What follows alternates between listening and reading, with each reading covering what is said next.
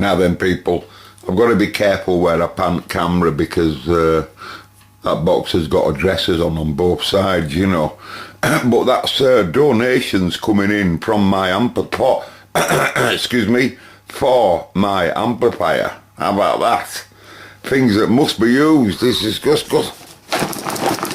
That's my mate Sean, eh? There ain't many viewers, you know, that it's on my YouTube that do that.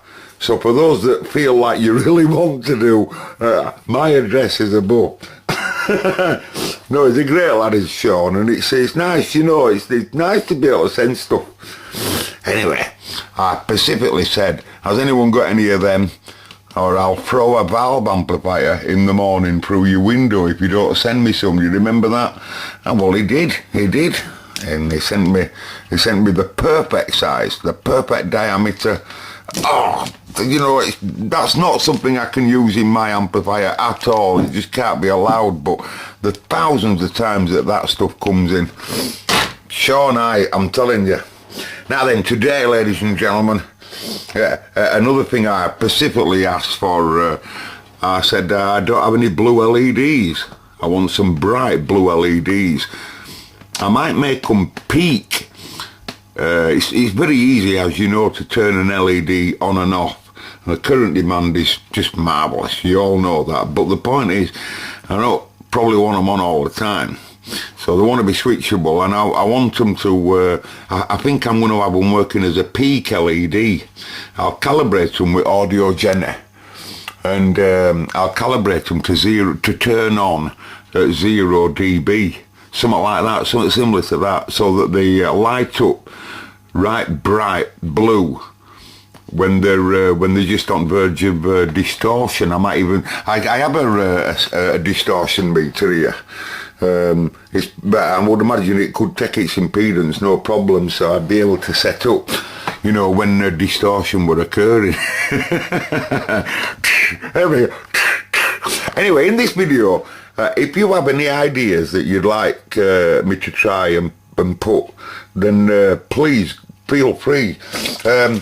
Anyway, I didn't have I've got quite a lot of LEDs since I've made that video showing you them. I found some more, but still none like the ones that Sean has sent me. Sean has sent me a small sample.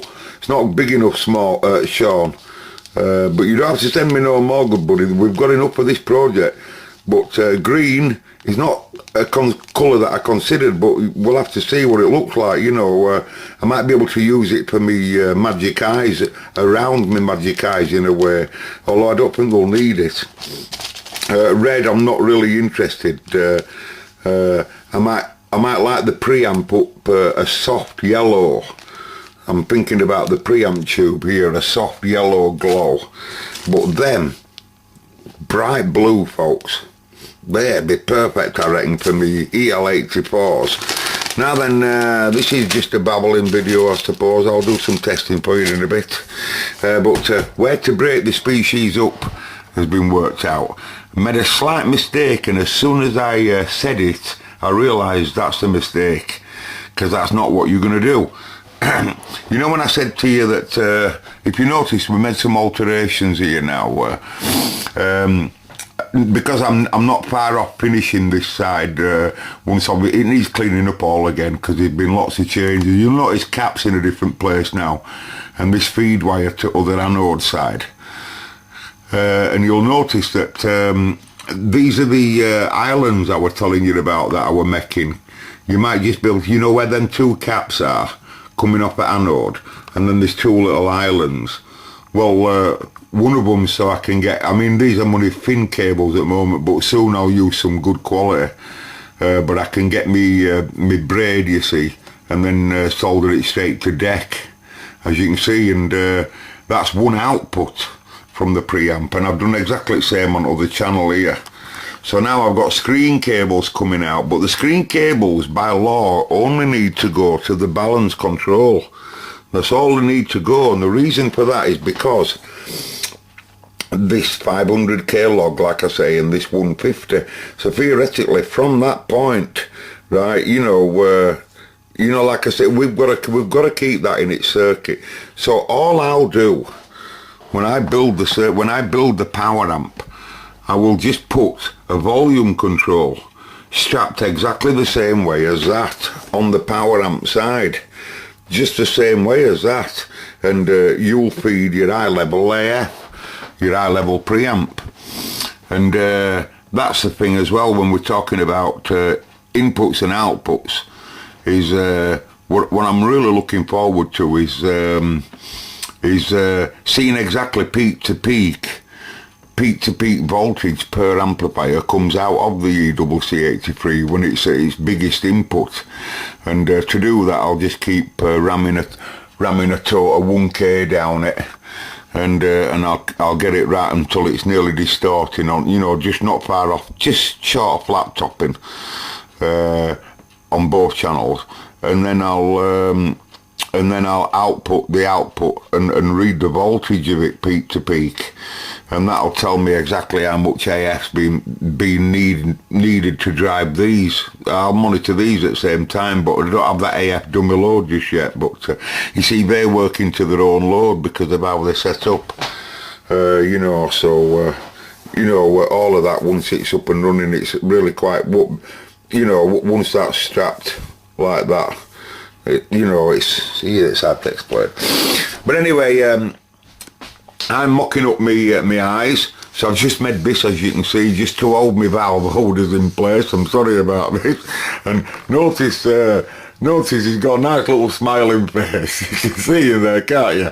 Now then, in this video, what I'm going to do, it's a test 429621 is this video, because there's a valve person just walked through the door, folks.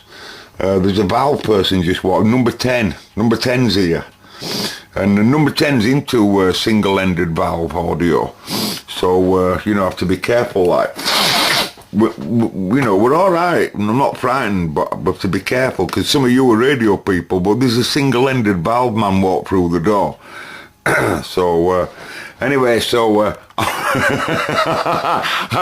you'll notice you know, I thought, and I did the same at the back, just because you don't want them two touching together, because there's some titty on them, and I don't want to hurt the valves in any way. Of course, I'm current loaded, but I don't want to hurt the tubes. But I need to do current demands on everything. We must look after Beverly. She's crucially important, right? The current demand, right, from the whole circuit must not, in my opinion, come to 90 milliamp. I want it less than 90. I'd like it at around 80 totally, right, of what he has to deliver, right? And he's an 81. I think he's capable of 100 mil, isn't he? Anyway, the point is, what we've been looking at in them videos is you saw the current in the other video there of the 84s together, but I've been working the current out with the 84s and with the Magic Eyes, because you'll notice now that the HT supply from my Magic Eye panel that I made in ages ago, right, goes to the same supply. Everything's the same.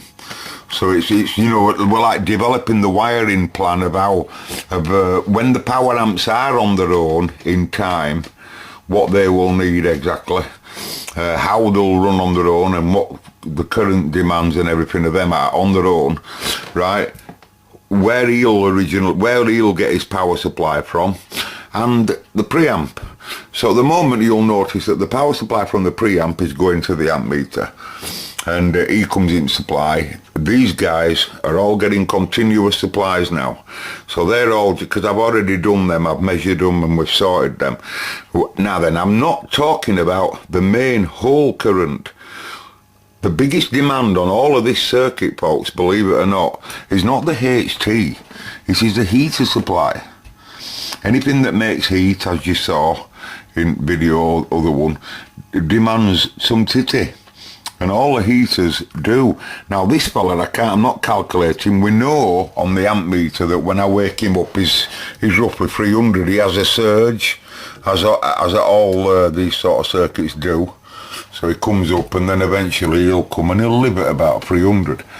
Now we'll be on a separate power supply with me 83, so I'm not worried about me 83, Remember, the more voltage I give it, the more current it'll demand. So if I get it at 6.3, oh, don't do that. Right, you can see that the target is supposed to be 300 mil for 6.3. The more voltage you see, the more current, you know. So, but the point is, he'll be running on a separate supply. So I'm not worried about him, right? I'm not worried about him, right? But the point is, right, the whole adding these up, that, you know, I've got to supply the HT current for them correctly so that I can fuse it all correctly, and I've got to supply the heater current. Now that heater current's got to come from somewhere, and the heater current for them's got to come from somewhere, and, you know, don't forget him, but don't forget him, you know. See, that's the point. You add all of it up, and then you work out then what load is on the heater side of that. Now you'll be surprised on how much current it's designed to take. The HT transformer is supposed to take more current. It depends. In this case, this is just a single-ended EL84. That particular transformer come from two single-ended ECL86s. Or 82s, whatever they were. I think they were 82s, but it's roughly, it's not far off same dissipation really. And also all the tubes that it had in its tuner stage, it had 3 tubes in its tuner stage at 300 mil each, right, in its heater, and it also had one in its FM detector, another 300 mil, and then of course it had its 2 PAs. So really, and also, you know, the Pi radiogram that most of these parts come out of, he had same scenario, free tube, you know, free tube carry on, one for FM detector, and then of course he would running 83 as well, heaters at 300 each. Now what my question is to all of you guys is, how much current, right, will the HT be for these? In other words, what I want to know from you, my question is question 729, whatever I said, is how much current do you think in HT that these two guys want, right? Not you know, I think they want 300 each for heaters. I think it's roughly the same, 300 each for heaters. But how much do you think that circuit board with its small transistor amps I made up there, right? Remember, this runs on about 31 volts in reality, but they don't. I think they have, I don't know, 80 and 90s and all sorts going to them on some of them pins, you know. So deflector plates, and they have anodes and all of that, you know, but it's a different carry-on picture. But anyway, how much current does that draw from the HT is my question to you. And now we're going to look at how much current the ECC83. So if you're watching previous videos, you'll know how much the 84s demand, and the 83. No, the 83 was separate, wasn't it? So so what we'll see now is we'll just see on how much current he demands. Well, now, we've come to one conclusion. No more of the Babylon inspiration. I has made a I know what you're thinking, it's not on. You can clearly hear that it is, can't you?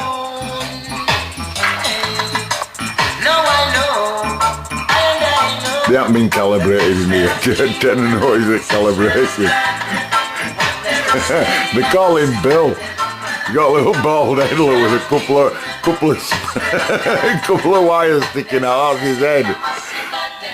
Right, now watch. You don't believe it's on, do you? He's just delivering what current, right? This power supply here, because remember there's some pull downs going on here, but because the current's so low demand on him, obviously they'll never get warm or old, you know. But the HT it demands, we know that it wants at the moment, because 5.5 going in, 2.7, just short of 300 milliamp for its heaters, right? But look at its current for its HT. And if you don't believe it's on, I've just robbed its HT now.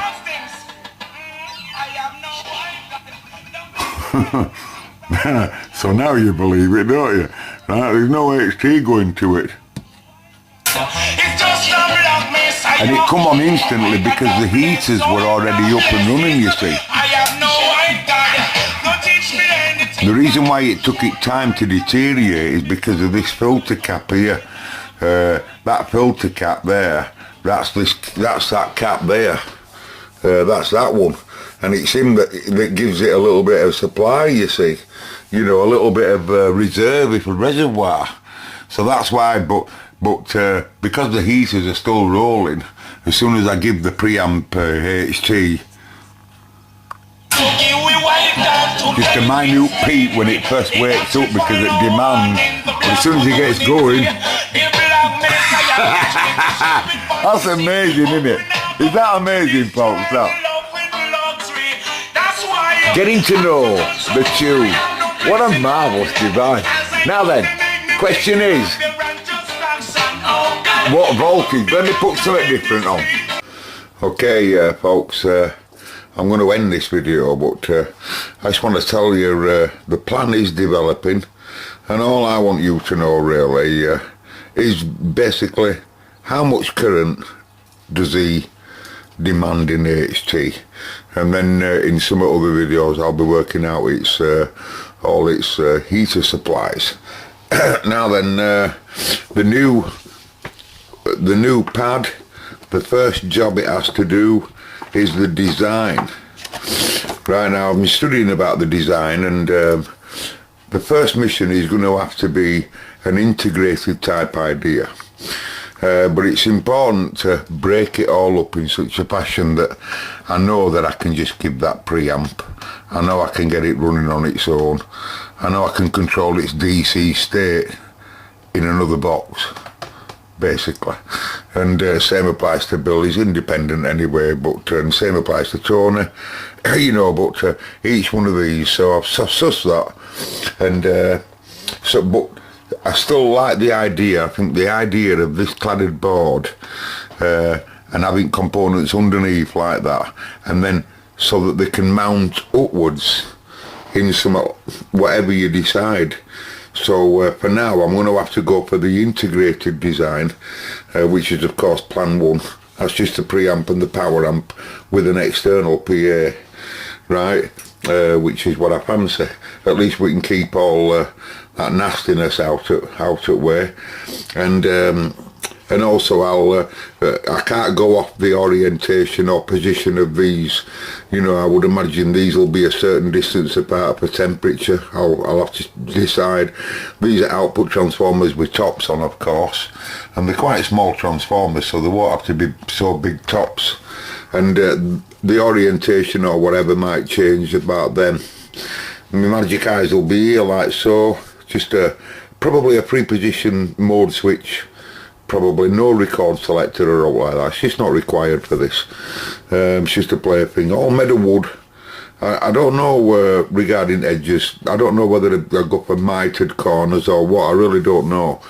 But the interesting part, what you do not see, is here. I can't draw it though. I'm a pathetic drawer, as I'm sure you're aware. But I want the top part. You see, when I come to mount my preamp tube, all I got to do is cut it to size, drill 4 holes, you know, and then I can mount it directly underneath. But I don't want all the screw studs and what have you showing. So I'm gonna make like a frame for it all to bolt into. With beveled screws and stuff. Well, I can't explain it now. And then this will just be a fancy top that slots on, you know, before transformers get put on. And it's got a beveled edge, so it's like probably, I don't know, probably stainless steel, brushed alloy, I don't know, powder coated at any colour I choose that matches transformer boxes. I really don't know. I'm not so sure about that just yet. But I know that I want a rolled edge, if you understand what I mean, like a rolled beveled edge going all the way around and beveled into corners and all this like that. Now then, this isn't what you think here. This is the edge of the timber that you see, the line all the way around, like the timber frame. But what I want a situation where there's this stainless steel top is in reality lifted up for ventilation. I do not want to cut any air vents in here, or at front, or at back, or at sides. I'll just have a few underneath when it's on feet underneath, you know, lifted up. And there'll be a bottom panel that you can unscrew for servicing. But the thing is, right, I want a minute gap all the way underneath this brushed alloy top, whatever. I want a 3mm gap that not only allows any heat, there won't be hardly any, but any heat underneath to escape all the way around the whole perimeter, right? I've already sussed out how I'd mount that in that wooden chassis, but that's that. Now why? Well, it's mainly for the heat, health and safety, and also to see where the smoke's coming from. When you leave it playing Yazoo, of course, upstairs at Eric's, and you've been leaving it clipping, you know, and you're deaf, aren't you? You're messing around, arguing with next door neighbour. Not me, but you know, it might be you, mightn't it? Right, but seriously, what I want there's many diagrams available on the internet where you can have bar graph LEDs, bar graph LEDs, I'm sure you've seen them, and you can have them just using an LED driver. You can have anywhere between 3 outputs to 25 outputs, or even cascade. You can cascade certain ICs so that they'll drive as many LEDs as you want. The more amplitude audio that gets made in the output stage, the more voltage gets created. These ICs cascade and keep turning more and more and more LEDs on until voltage starts falling away, hence the LED bar graph display. That's how it works. But what I was thinking of doing is starting up here in centre, underneath, completely, you do not see one LED. You, the viewer, looking outside the box, you don't see one LED. And start off here going, I don't know, say an orange, or, you know, alternative colours, but in a relatively order, but alternative colours all the way around. And the LEDs just set back underneath this, so they don't create no heat, but loads of them. They're all driven off them ICs, like I say, and they come right up to here, to this side. So you've got now, like underneath, like just a big strip of LEDs, like, you know, where the right-hand channel drives this side, modulating this direction, and the right-hand side, the same side modulates this side inwards. And exactly the same scenario on this side. So when he's modulating loudly, he goes shoo, when he flashes to centre like that, and then he goes shoo, shoo, all at the same time. So if there was something loud happening on this channel, it goes shoo, shoo, shoo, and that goes shoo, shoo, shoo. Do you get what I mean? And peak LED in EL84s, that when they're really just on verge of peaking, you can obviously better make them adjustable so that you could make them go, you know, to loud peaks, blue. I'd love something in it. And then I look up front and see them eyes like that, and they'd say, what the freaking well, talk about that and be impressive to mates, wouldn't it? Oh, it's an amp I threw together. It's one of my first, it is my first amplifier for Val, but hey, I just threw it together like. Anyway, so if anyone's got any ideas, and any circuits, would be interesting if you've got links to circuits. I don't know how many LEDs that I'd need. I don't know. We've certainly got the LEDs in all various colours, and if I hide them underneath, I could use any different shapes and stuff. For no bollocks I've got, it wouldn't make a difference, would it? They'd be hidden. It'd be nice, that. What do you think? That'd be good, that? That'd be alright. You know, can't you see it? Can you see it? If you've got any ideas, write in, ladies and gentlemen. May the force be with you. This is the first version of the production line. We're starting to set new staff on, so any Val personnel can come forward with your credential. Please send your CVs. Want to know where you've come from and what have you, and what you do in your history, you know. And just send them in. And we're starting a small company up, making top class. Listen, top class hi-fi amplifiers, QRP for QRP prices, but you decide what it wants to have. You, the YouTube, this is only a YouTube offer, of course. So you, of course, you write in, you say, I love the so-and-so valve. I love the so-and-so look. I want it to be like this. I want it to have this, that, another, blah, blah, blah. I want this. I want a Nixie clock on top. I want one of them Nixie clocks. Has anyone seen any of them Nixie clocks? If you haven't seen them, go type in right now, Nixie clock. Just do it. Nixie clock. Right? Very similar idea, wooden plinth cabinet. Look for some nice ones. Go do it. Don't just look at me. After Nixie clock. Do it. And some of them look brilliant. You could have all kinds of them reading wattage and stuff like that, you know, telling you wattage, like, just for laugh, you know, when it gets to 3 watts, telling you, whoa, you got to 3 watts.